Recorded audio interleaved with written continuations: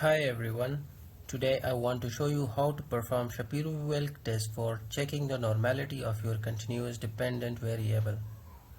Whenever we have a dependent variable that is continuous, before doing any higher statistical test, we need to determine whether it is normal or non-normal so that we may do a parametric or non-parametric test according to our normality distribution of the dependent variable. Uh, these are the easy steps of performing them in your SPSS. For example, we have this current salary. I have taken this as an example. Make sure your dependent variable is labeled as scale. Then the next thing is you click on the analyze. You come down to the descriptive statistics, then click on the explore. This dialog will open in front of you. You move your dependent variable, here we have the current salary, to the dependent box, dependent list box, and basically we don't need to do much here. Just click on the plot section. This will open in front of you.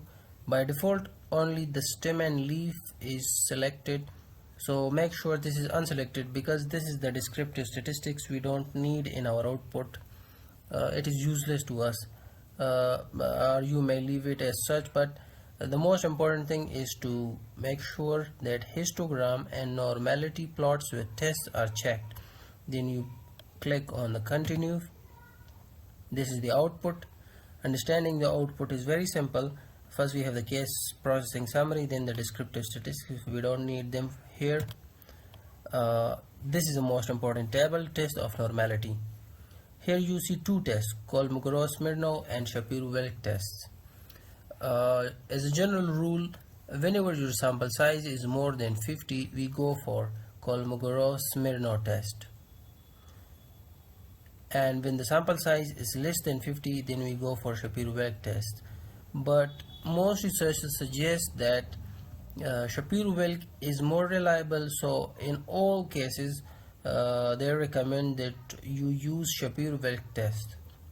Now understanding the statistics of this test is very important. Here you see the statistic 0.771, degree of freedom 474, and significant or the p-value less than 0.001. The interpretation of this p-value is a bit tricky. Whenever you see a significant value, so normally when there is significant value less than 0.05, it is a good thing, but here it is not a good thing. It shows that the data is not normal or non-normal. So our data said it was non-normal, and further you can observe the same pattern here in the histogram. This is not normally distributed, it's not a symmetric curve, and it is a positively skewed or right skewed data. Further you can see in the quantile plot that we have outliers, we have readings that are far away from the expected normal plot. So all these things help you decide whether to go for a parametric or non-parametric test. From our readings, whenever we want to compare two groups or three groups, we can go for a Kruskal-Wallis or the Mann-Whitney test depending upon our independent variable.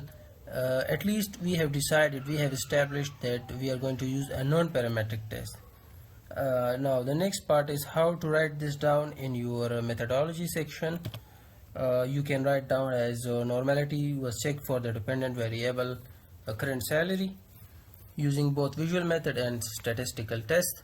The histogram and QQ plot showed non-normal distribution. Furthermore, Shapiro-Wilk test showed the W value of 0.771. This is basically the statistics value of that table, if you remember, and p less than 0.001, confirming non-normal distribution. Hence we use a non-parametric test, that is Mann-Whitney or Kruskal-Wallis. I will